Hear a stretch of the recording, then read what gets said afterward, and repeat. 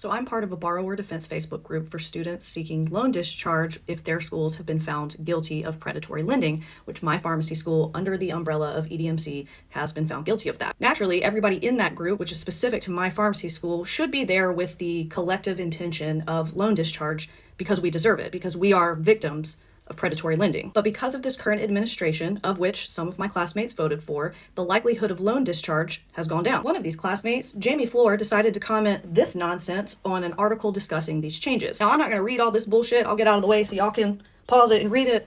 But basically, she says it's our fault that we took out these loans. Never mind the fact, as I just stated, that our school, under the umbrella of EDMC, was found guilty of predatory lending. And she willingly joined a group of students seeking loan discharge because of this predatory lending. So I highlighted some inconsistencies in her position and included some screenshots that I took from her Facebook 5 years ago before I removed her as a friend when I realized she was an anti-science bigot. Mind you, this is August 2020 when hospitals are overrun and patients are suffocating alone in their ICU beds without their loved ones. And we've got a clinical pharmacist at a hospital telling us to shove the mask up our ass and questioning whether or not people are actually dying from COVID. So anyways, we go back and forth for a little bit, and it goes about as well as you'd expect from somebody who says shit like this, and she accuses me of being afraid of her. She also discusses how she's against killing innocent people, but says multiple times that George Floyd wasn't murdered, and then goes on to whatever this anti-science bullshit is. She decides to call me a dumb asshole at the same time a classmate informs me that her child has cystic fibrosis. So I say, you choose Facebook conspiracy theories over your child's own health. And at the end, I say, I'm a lot of things, Miss Floor, but I assure you, too scared of you is not one of them. And boy, did that chap her ass, because she just posted this long-ass thing,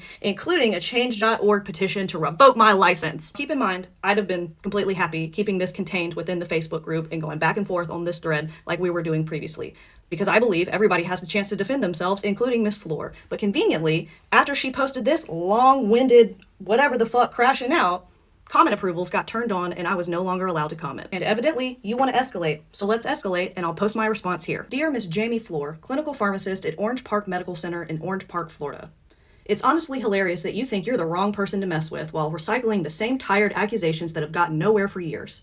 You joined a loan forgiveness group just to shame people for seeking loan discharge, and now that you've been called out for your hypocrisy, you're spiraling into conspiracy-fueled paranoia. You claim I'm harassing you, but all I did was highlight your public comments, ones you proudly made yourself. And now instead of defending your stance, you're rallying people to sign a petition that was started by someone who literally called CPS on me for vaccinating my child and then wished death upon us both. Birds of a feather, I guess. For someone who claims to be highly educated, you sure struggle with basic self-awareness. You say COVID was a scare tactic while simultaneously insisted you never denied it was real. You claim I don't know when to stop while simultaneously escalating this into some imaginary academic showdown over grades from a class we took over a decade ago. Girl, come on. You brag about your credentials, but they seem to have only equipped you to whine on Facebook and fumble through change.org petitions. I built a platform on educating the public and protecting them from medical misinformation. And you've built whatever the fuck this is. So go ahead, keep melting down in Facebook groups while I continue doing the actual work. We are not the same, and I promise you I'll be just fine.